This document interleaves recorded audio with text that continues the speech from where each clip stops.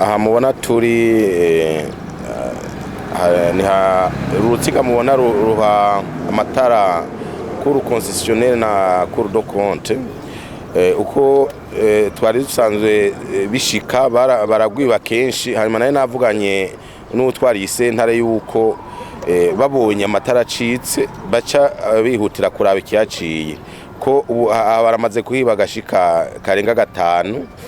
Rero numvise mu gitondo uyu twarakuru concessionnaire ampamagara ati twafashe babasuma bahora babiba twabonye urutsinga amatara acitse tuja turiruka hanyuma turafata abantu bamwe bavuye mu myumbati ahubwo amatara yaracitse. Rero naje nacinza ndiruka ndaraba nibimubona hanyuma dushitse ngaha mwabonye yuko rujya rutsinga ruri hejuru kandi rwategezwa kuba mu kuzimu. Nico gituma naciye mfata ingingo yo guhamagara umukozi wa Regideso yahakoreye ko naravuze yuko atamukozi wa Regideso azoza gukora atabikoresha afise.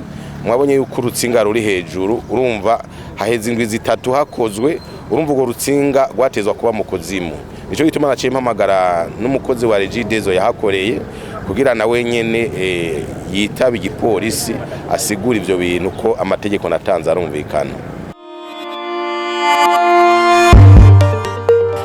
Regideso isanzwe ikoresha abakozi bo ku munsi benshi. Murabona ishirahamwe rya Regideso rikorera mu gihugu cose. Urumva rero abo dukoresha kenshi twita abajurunariye barazi insinga za Regideso aho ziba zimbiwe.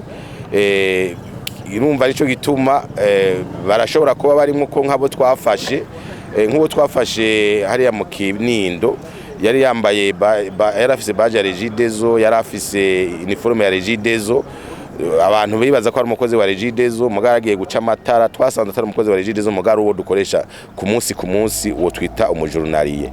Rero kubera ivyo by'abakozi dukoresha ku munsi kandi baba bazi aho ibintu byacu biri, urumva birashika bakaza kuvyiba mugabo nukuri nahatanyambo iburagahonzi. Ndibaza yuko atabakozi ba Regideso boza kwiba ngo kwimburura kugira biburutsinga nta kandabona nabo ndababwira dusanzwe dukoresha ku munsi.